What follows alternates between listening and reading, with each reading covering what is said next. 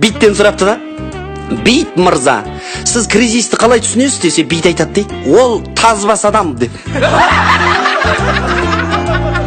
Бір күні бір жігіт киноға кастингтен өтіп кетті да. Сериал екен, 40 сериалы. Сонымен режиссер шақырып жаңа жігітті. Ей, кел, енді ана сценариймен таныс деп. Ана жігіт сценарийді оқып шығып, мен бұл киноға түспеймін, айлық аз екен депті. Ей, неге десе, бірінші серияның басында өліп қалады екен ғой деп. Бір күні Бразилия мен Қазақстан футбол ойнаған ғой. Ойыннан кейін доптан интервью атты. Доп жалпы ойын қалай болды десе, доп айтады дейді. Бразилия мен өзі кім ойнады деп. Ей, Қазақстан десе, қайдам оларды ойында вообще көрген жоқпын деп. Айтпақшы, доп демекші, доп басын томографияға түсірген ғой, сөйтсе сотрясение депті. Бір күні ешек зебраға айтады дейді. Зебра, сен армияға барып кеп өзінше бола берме. Шеш ана тельняшкыңды депті. Бір айтыскер айтысқа барып жаман ұтылған ғой. Сөйт костюмің әдемі екен деген грамота атты сол күні. Сөйт келе жатса домбырасы айтады дейді. Братан, бұдан кейін дайындалшы, буындырып өлтіріп қойыздан ғой депті.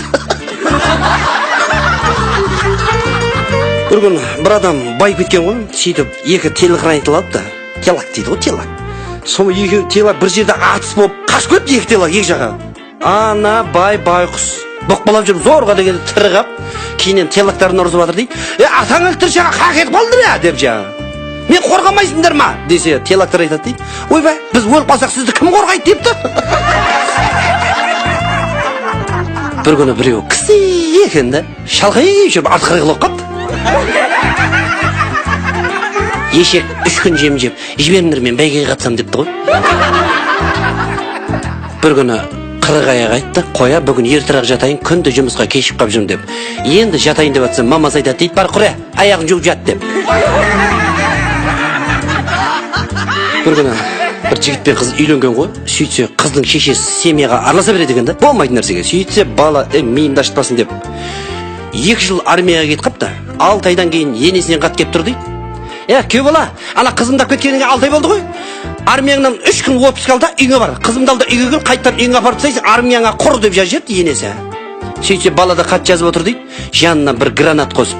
Апа, мана гранатаның кольцосын тартпасаңыз, как раз 3 күнге жібереді депті.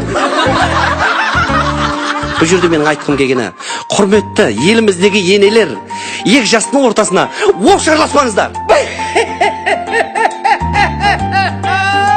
Бір ауыл жақта бір көкеміз бар да, фокусник. Датово ішет, бүкіл киімдерін жоқ бұл жереді ғой. Жоқ.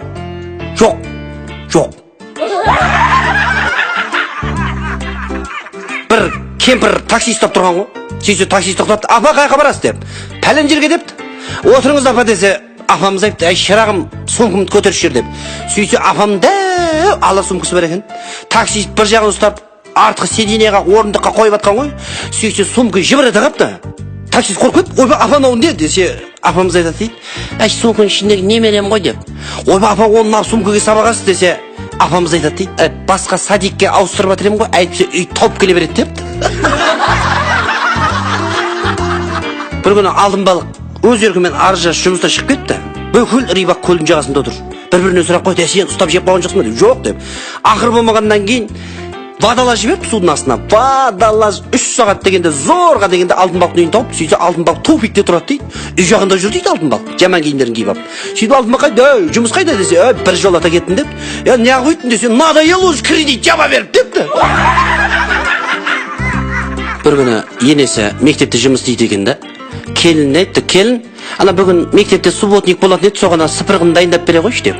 Сөйтсе келіні, апа не ғой, сыпырғыны пакетке орап берейін ба, жоқ сонымен ұшып кете бересіз ба депті. Өткенде бір ақыр заман болады деп адам бәрі шулап кетті ғой бір 21-і. Сол кез ақыр заман болмай қалды ғой. Сома адамдар дал болыпты, ақыр заман өзі келе ма, келмей ме, қашан келеді өзі деп. Сөйтсе бір білгіш көсем айтыпты. Ақыр заманды қой біледі екен деп. 4 түлік мал, жануар сол бірінші сізеді деп. Сөйтсе қойдан барып сұраған ғой. Қой ақыр заман қашан келеді десе, қой айтады дейді.